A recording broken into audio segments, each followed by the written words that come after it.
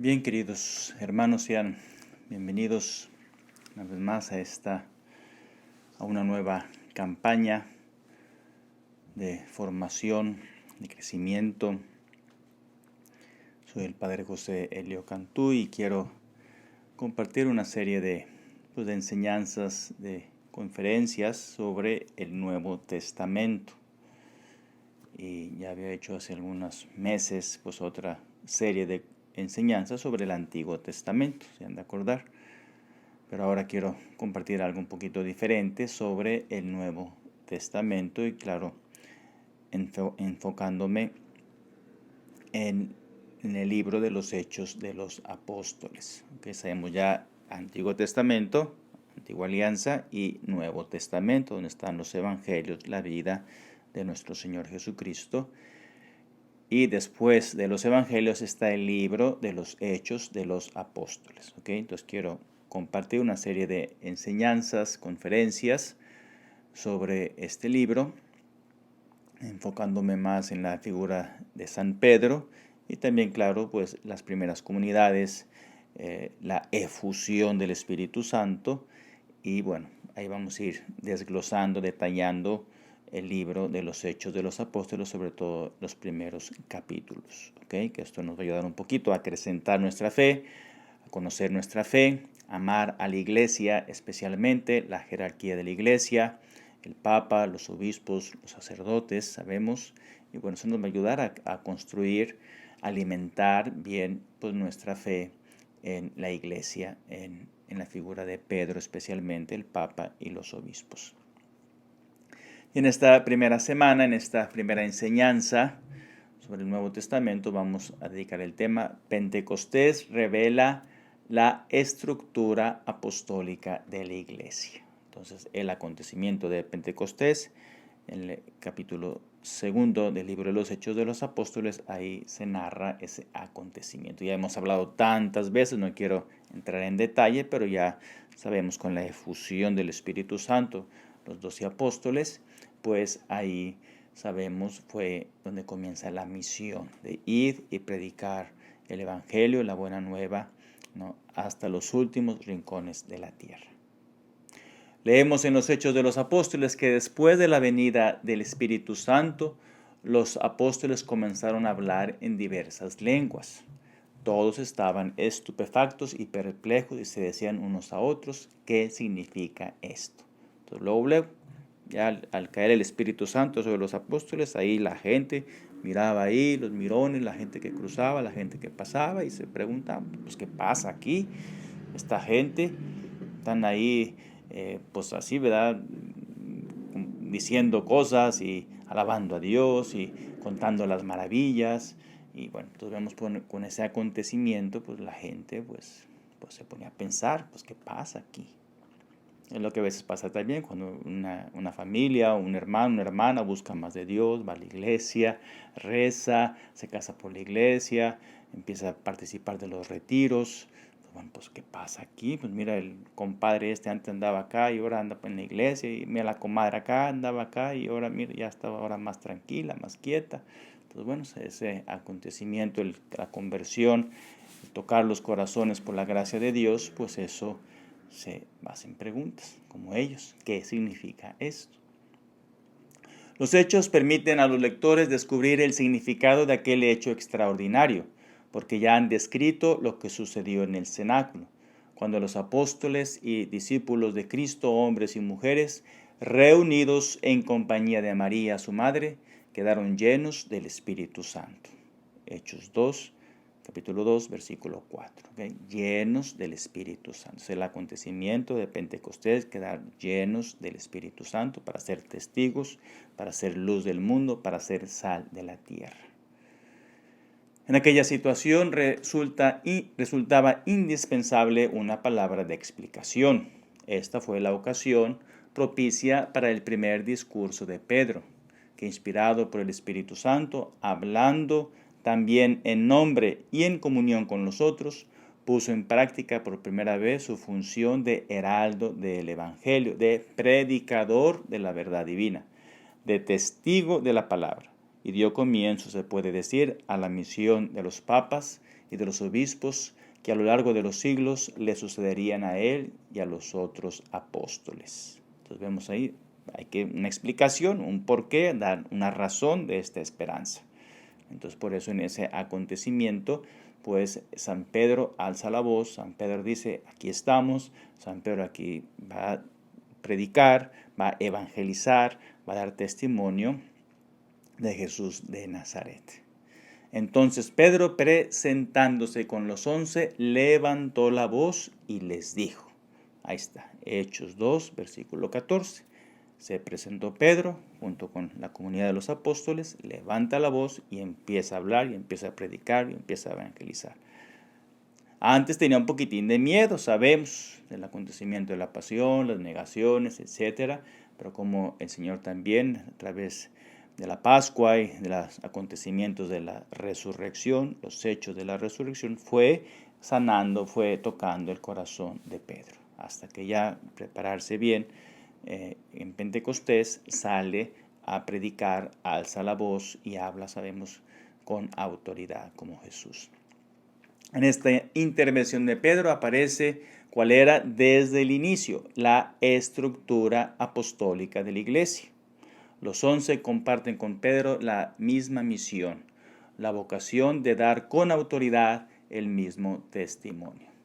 Entonces, esa misión de hablar con autoridad y dar testimonio, ser testigos de la pasión, muerte y resurrección de nuestro Señor Jesucristo, y que los enviaba a predicar a todas las naciones. Id por el mundo entero y llevad esta buena nueva de salvación. Pedro habla como el primero entre ellos en virtud del mandato recibido directamente de Cristo. Nadie pone en duda la tarea y el derecho que precisamente él tiene de hablar en primer lugar y en el nombre de los demás. Ya ese hecho se manifiesta la acción del Espíritu Santo, quien según el Concilio Vaticano II, guía a la Iglesia, la unifica y la gobierna con diversos dones jerárquicos y carismáticos. Lumen Gentium, número 4. Son documentos del Vaticano II. Entonces vemos el Espíritu Santo guía a la Iglesia, la unifica, la guía, la unifica y la va gobernando con sus dones jerárquicos y carismáticos. Aquella intervención de Pedro en Jerusalén, en comunión con los otros 11, indica también que el primero de los deberes pastorales es el anuncio de la palabra, la evangelización. La Iglesia existe para evangelizar, para transmitir, para corregir, para amonestar, para educar, para llevar esta palabra de Dios.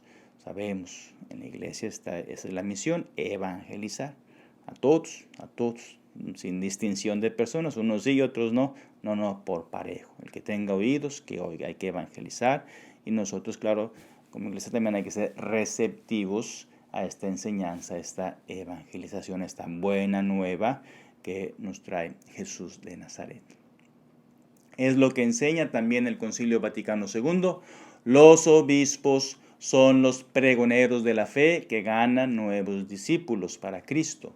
Y son los maestros auténticos, o sea, los que están dotados de la autoridad de Cristo, que predican al pueblo que les ha sido encomendado la fe que ha de ser creída y ha de ser aplicada a su vida, y la ilustran bajo la luz del Espíritu Santo, extrayendo del tesoro de la revelación cosas nuevas y viejas. La hacen fructificar y con vigilancia apartan de su grey los errores que la amenazan. Entonces, bueno, esa es la función de los obispos, imagínense, tanta cosa. La fe que ha de ser creída y ha de ser aplicada a su vida, bajo la luz del Espíritu Santo. Imagínense, es un gran compromiso para nosotros, claro, creer en esta fe y aplicar a nuestra vida la enseñanza de esta fe. Es decir, los mandamientos, la palabra de Dios, las enseñanzas, lo que tenemos que hacer para salvarnos y para vivir de verdad como hijos de Dios, hijos de la Iglesia. La hacen fructificar y con vigilancia apartan de su grey los errores, las mentiras, los engaños que sabemos el enemigo pues va a querer inocular, va a querer meter en las almas, en los creyentes. Y por eso necesitamos la figura del obispo como autoridad para cuidar, vigilar la grey. Nosotros sacerdotes, pues también tenemos la autoridad del obispo, tenemos obediencia, claro, especialmente, y para que pues nosotros podamos vivir de acuerdo a la enseñanza, la autoridad de la iglesia. ¿Okay? Entonces, los obispos pregoneros de esta fe, que ganan estos discípulos para Cristo. De igual modo, también los presbíteros, ahí está, ahora nos toca a nosotros. Los sacerdotes somos colaboradores de los obispos. Tienen por deber primero el de anunciar a todos el Evangelio de Dios. De forma que, cumpliendo el mandato del Señor, marchad por el mundo entero y llevad la buena nueva a toda criatura. Formen y acrecienten el pueblo de Dios. ¿Okay? Entonces vemos ahí, tanto los obispos por un lado, como los presbíteros, los sacerdotes. Por otro lado, tenemos esa misión de evangelizar, de educar, de transmitir esta fe para llevar esta buena nueva de salvación hasta los últimos rincones de la tierra. Continuamos en esta enseñanza, pero también es indispensable una evangelización autorizada, motivada y cuando hace falta, sistemática, como sucede ya en los tiempos apostólicos y en la primera comunidad de Jerusalén con el querigma y la catequesis, bajo la acción del Espíritu. Permiten a las mentes descubrir en su unidad y comprender este significado del plan divino de la salvación. Entonces, no nomás ahí uno va a hablar y va a hablar. Sabemos que abunda mucha gente que pues, habla y que agarra la Biblia, lee la palabra y empieza a decir y empieza a hablar y a inventar cosas, pero pues imagínense, se puede decir, ¿verdad?, que son ovejas por fuera, pero por dentro son lobos rapaces. Por fuera sí aparecen bien mancitos, bien, y yo tengo la verdad, y aquí está la verdad, y aquí está eso, pero por dentro, pues a veces tergiversan, engañan, solo para sacar, mira esto, lo que todos quieren, dinerito, y te van poniendo mentiras, y te van engañando, y te van seduciendo, y al final, pues claro, te dejan sin dinero, te dejan sin nada. Y por eso, pues es muy importante la evangelización autorizada, motivada, ¿ok? Y sistemática, sobre todo para nosotros católicos.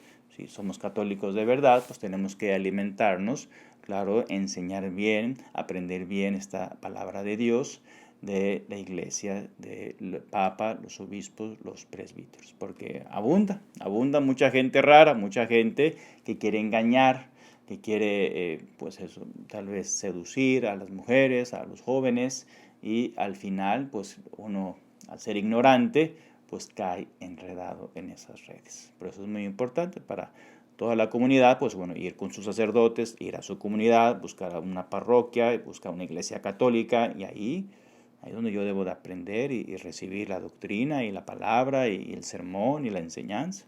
Pero a veces católicos, católicos, vamos a otros lugares y nos meten ideas raras y esto y el otro, y al final pues terminó muy mal.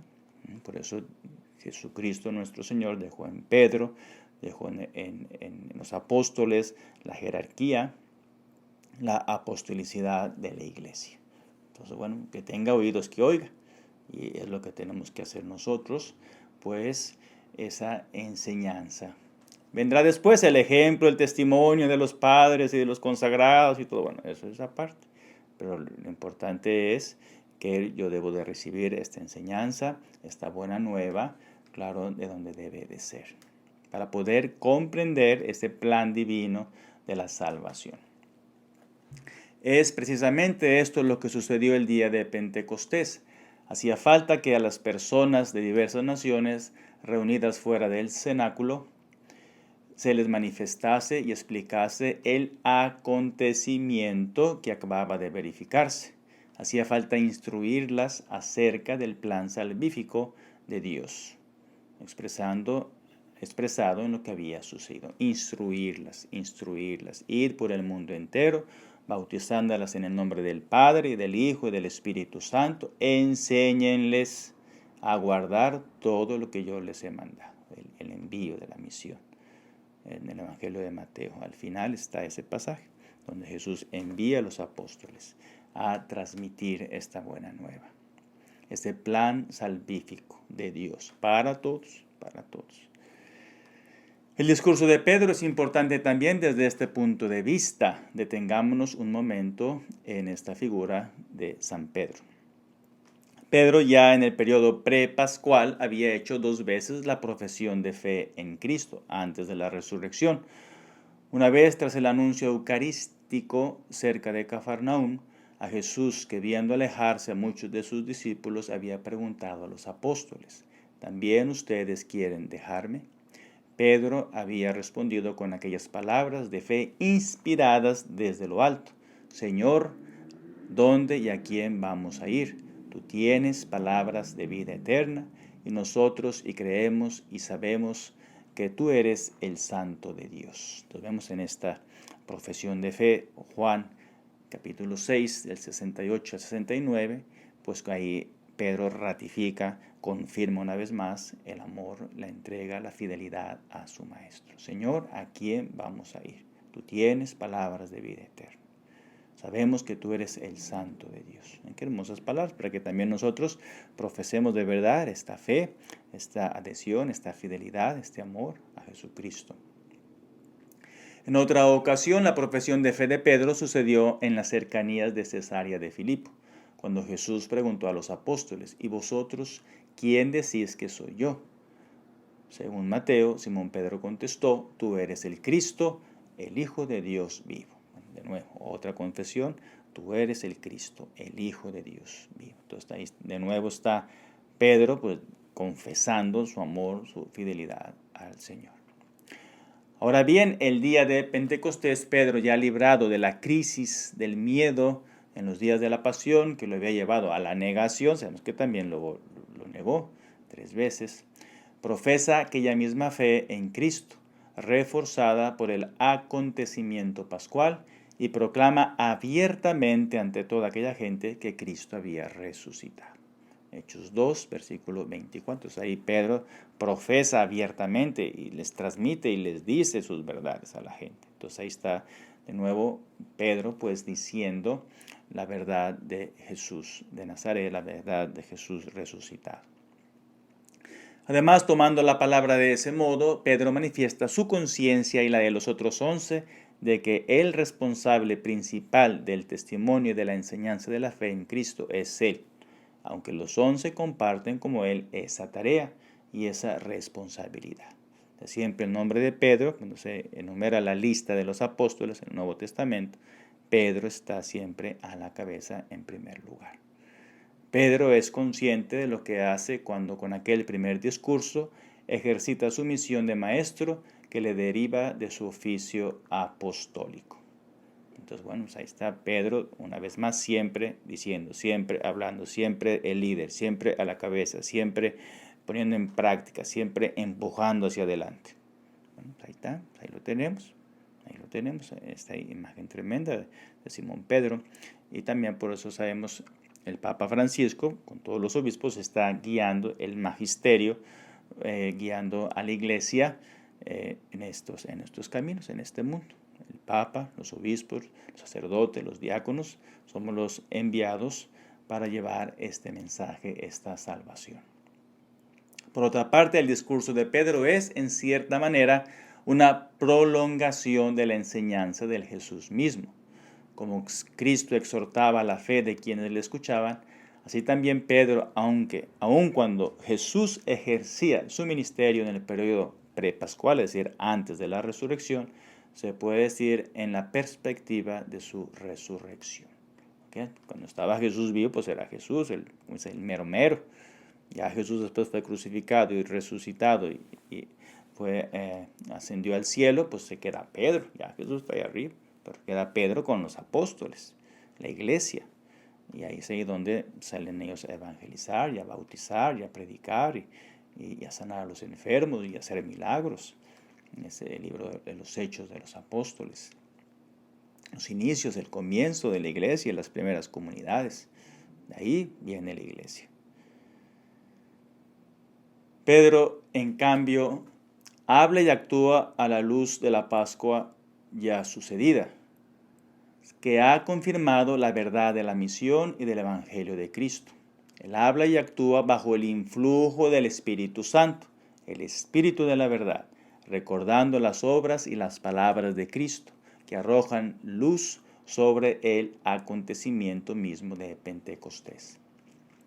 Finalmente leemos en el texto de los Hechos de los Apóstoles que Pedro levantó su voz y les dijo, vuelvo a repetir, ahí está, levanta la voz y les dice. Parece que aquí el autor no solo quiere aludir a la fuerza de la voz de Pedro, sino también y sobre todo a la fuerza de convicción y a la autoridad con que tomó la palabra. Sucedía algo semejante a lo que los evangelios narran acerca de Jesús, es decir, que cuando enseñaba a los oyentes quedaban asombrados de su doctrina porque les enseñaba como quien tiene autoridad, porque hablaba con autoridad. Bueno, pues ahí está, esa autoridad que hay que obedecer, que hay que respetar, que hay que poner en práctica. Por eso la autoridad de la iglesia pues es muy importante, merece ese respeto, ese amor, esa adhesión, esa fidelidad a la enseñanza de nuestra madre, la iglesia. El día de Pentecostés, Pedro y los demás apóstoles, habiendo recibido el Espíritu de la verdad, podían con su fuerza hablar, siguiendo el ejemplo de Cristo. Desde el primer discurso, Pedro expresaba en sus palabras la autoridad de la misma verdad revelada. Entonces vemos ahí claramente, hermanos, pues como en esta tremenda enseñanza que nos habla de la verdad de cómo Pentecostés revela ya desde el inicio la estructura apostólica de la iglesia. Lo rezamos en el credo siempre, una santa, católica y apostólica. Bueno, pues que de verdad que estas enseñanzas del Nuevo Testamento, especialmente en los inicios, los comienzos de la comunidad, de la iglesia, pues nos ayude a reforzar nuestra fe, porque a veces, infelizmente, pues no tenemos toda esa fe, toda esa confianza, todo ese amor, todo ese conocimiento de la iglesia, del papa, de los obispos, pues de tantas cosas. A veces hay mucha ignorancia religiosa. Y por eso es bueno tener el fundamento en la palabra de Dios. Lean el libro de los Hechos de los Apóstoles. Y ahí pues se nos narra el comienzo, el inicio de cómo en Pentecostés salen los apóstoles a predicar y llevar esta buena nueva. Okay, pidámosle al Señor esta gracia, que seamos tierra buena, tierra limpia, tierra generosa, para que esta buena nueva de salvación de Jesús de Nazaret viene, claro, a fortalecernos, viene a consolarnos, a saber que estamos en la iglesia verdadera, en la piedra viva, roca de fundamento, columna y fundamento de la verdad en la cual se construye el cimiento de los apóstoles, claro, y toda la iglesia católica. Pues pidamos al Señor esta gracia de seguir creciendo en el amor, a fidelidad a nuestra Madre, la Iglesia, y ser de verdad hijos suyos, fieles, queridos, generosos, entregados, hasta dar la vida por esta Madre que es nuestra Iglesia. Y termino dándoles la bendición sacerdotal. Pues derrama, Señor Jesús, esta bendición sobre estos hijos tuyos para que los sigas guiando, cuidando, protegiendo, acrecentando cada vez más en ellos en el amor a la iglesia, el amor a Dios nuestro Señor. Yo los bendigo en el nombre del Padre, y del Hijo, y del Espíritu Santo. Amén.